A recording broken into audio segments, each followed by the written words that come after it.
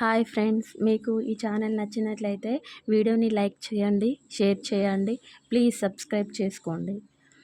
ఈరోజు గుండె నిండా గుడిగంటల ఎపిసోడ్లో ఏం జరుగుతుందో చూద్దాం. ప్రభావతి బాలుని ఇలా ప్రశ్నిస్తుంది.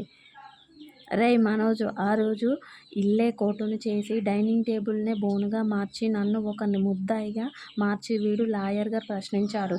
ఇప్పుడు వాడికి అలాగే జరగాలి. తీరా కోర్టు బోన్ను సెట్ చేయండ్రా.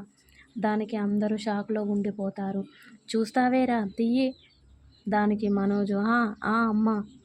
ఇంట్లోనే బోన్ను తయారు చేస్తారు. దానిలో బాలును నిలబెడతారు.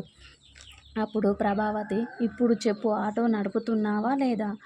దానికి బాలు, డ్రైవింగ్ చేస్తున్నా అని చెప్తాడు. అడిగిన దానికే సమాధానం చెప్పు, అడగని దానికి కూడా సమాధానం చెప్పడం నా అలవాటు అని అంటాడు బాలు. అప్పుడు ప్రభావతి, కారు ఏం చేశావు అని మళ్ళీ అడుగుతుంది. అప్పుడు రోహిణి, ఆ రోజు ఇంటి పత్రాలు తాకట్టు పెట్టి పార్లర్ పెట్టిస్తే ఆ డబ్బు తెచ్చి ఇచ్చేదాకా నిద్రపోనివ్వలేదు కదా అత్తయ్య. మరి ఈరోజు మామయ్య ఇంటి పత్రాలు తాకట్టు పెట్టి కారు కొనిస్తే ఎలా అమ్మేస్తాడు అని రోహిణి బాలుని నిలదీస్తుంది. బాలు ఏం సమాధానం చెప్పకుండా సైలెంట్గా ఉంటాడు. అది కూడా ఈ ఇంటి డబ్బే కదా అని రోహిణి అంటుంది. దానికి సమాధానం ఏం చెప్పకుండా సైలెంట్గా ఉండిపోతాడు.